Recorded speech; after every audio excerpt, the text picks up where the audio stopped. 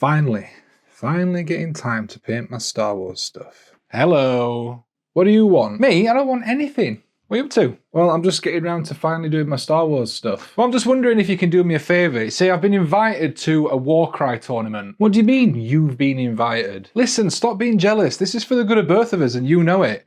Anyway, can you paint me a couple of models? What do you mean, a couple of models? Just a couple. I'll see you in a couple of days to collect them. Pickle jar, miniatures, excellent! Now, when Games Workshop first sent me the new Warcry Bloodhunt box, I was really excited to start working on it. I recently started learning how to play Warcry with a friend. I've got the general grasp of the sort of basic rules. I'm sure there's a few other bits that I'm missing still, but I've been using his warbands to learn how to play. Now I've got an opportunity to build and paint a couple of my own warbands and paint them in my own style so that it's more personalized to me. Now I'm going to try and get the entire box done as one project, whereas normally I'd split it down into three, like each team would be its own project and the terrain would then be a third. I want to get this all done as one big project, the entire box, because otherwise what will happen, I'll paint one team, I'll enjoy playing that, and then the other team and the terrain will get put off to one side and I'll never go back to them ever again. The build process for these was actually really nice and simple. The models didn't have too many parts per model, they were nice and easy to put together. The only bit that was a little bit fiddly was how the trees go together. Anyone that's built Warcry trees before will know that these kind of go together all weird, but it's to cover up the mold lines, so in that respect I kind of appreciate it. I'm using a bunch of Colourforge sprays to prime everything. One, to add a few different colours to the terrain so that that looks decent enough without having to put too much detail on for now. And secondly, so that the models themselves have nice base colours down, which just cuts out a step later on when I come to painting them. The Vampire team are getting a nice purple base coat and the Khorne team are getting a sort of light brown, dark cream base coat. Rather than using the traditional white burn or wraith burn spray, I've gone for this one just because then any contrast paints and washes that go over the top of this will just be that little bit warmer.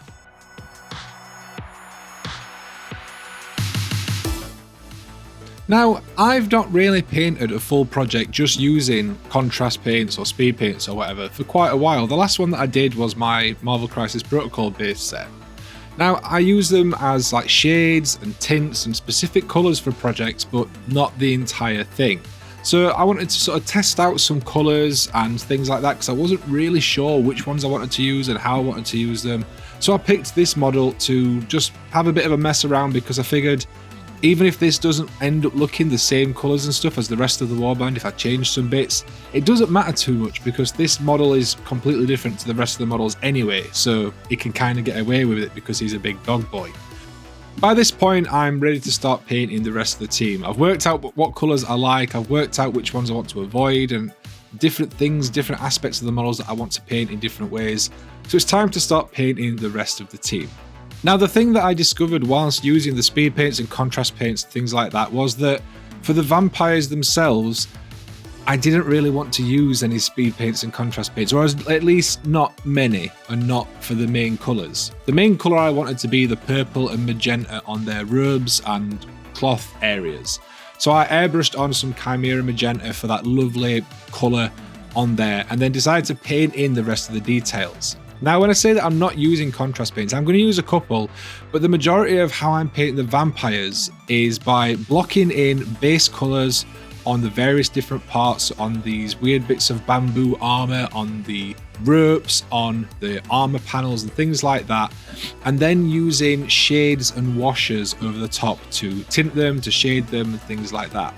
The problem that I found with the contrast paints and speed paints that I was using is that a lot of them are quite vibrant and they do stand out a lot. And I wanted the main colour and the main draw of the vampire team to be the purple and magenta clothes. I'm using a massive variety of paint here. I'm using toothing coats, I'm using pro acryl, I'm using army painter stuff, I'm using shades and contrast paints and speed paints and dipping inks. I'm just going crazy with whatever colour is best suited for the thing that I want. One of my favourite things is the skin on these vampires, which was really easy. I didn't want to add anything too warm, so I just went with a thin down Space Wolves grey. It's a nice sort of cold bluey grey, and it works really well against the purple and magenta robes. With the Vampire Warband completely finished, I took them all off the painting handles and replaced them with the Khorne team. Now the Khorne team itself is sculpted a little bit different to the Vampire team for obvious reasons, and the way that they are sculpted, they have many more organic shapes. There's loads of fur, there's loads of skin, and various different textures that take speed paint and contrast paint really well. So I decided to just paint these up just using speed paint and contrast paint. Now, I'm applying it fairly carefully. I'm taking out any excessive pooling in the sort of recesses and gaps and things like that, being careful not to flood it too much, and for the most part trying not to go over any areas. So if I'm painting the skin, I am just painting the skin. It's also a case of picking which colours to go on first. I tend to like working light to dark when I'm painting with contrast paint, because the darker contrast paints will cover over any mishaps that you've had earlier on fairly easily, whereas if you try and cover up a dark contrast paint with a lighter one, it's not going to swing in your favour as much. Now again, I'm using a mixture of paints. I'm using contrast paint, speed paint, dipping inks, whichever is the most suitable colour. I have got such a massive variety between all the different paints that I own that there's always something that's worth using. I have to say though, between the purple that I used earlier on the big vampire dog and the new Imperial Fist yellow that I'm using on the armour on these guys, the newer contrast paints are something else. Now, I'm also a little bit confused as to why they're called contrast paints, because for me, they don't particularly do the thing that contrast paints do. They are just colours. They don't particularly tint anything or shade anything as much.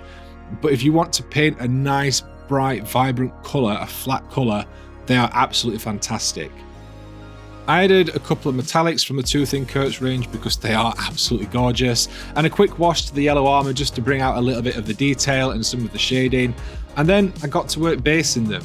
Because this is a nice quick tabletop standard thing that I'm doing, I'm just going with a nice easy basing method, a bit of Geek Gaming Scenics glue, a quick dip in a base ready, and they're done. The most important thing here is picking out the right base ready so it doesn't clash too much with the colour schemes, so I decided to go with patchy planes, and with that, they're all finished.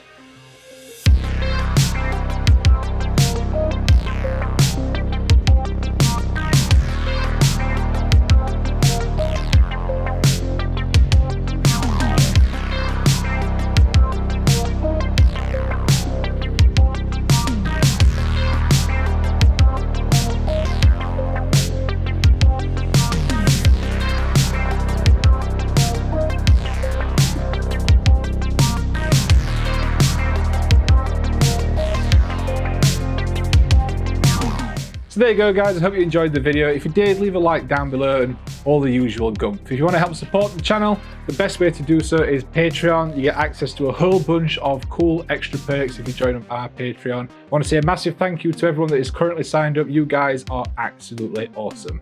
Other than that, we've got all those affiliate links down in the description if you're interested in buying any hobby products. It gives us a little bit of a kickback and it doesn't cost you anything extra. That's all from me guys, I'll catch you in the next one, and until then, enjoy. Hello? Yeah, I've got them all painted, both ready for you. What? What do you mean something's come up? Oh, for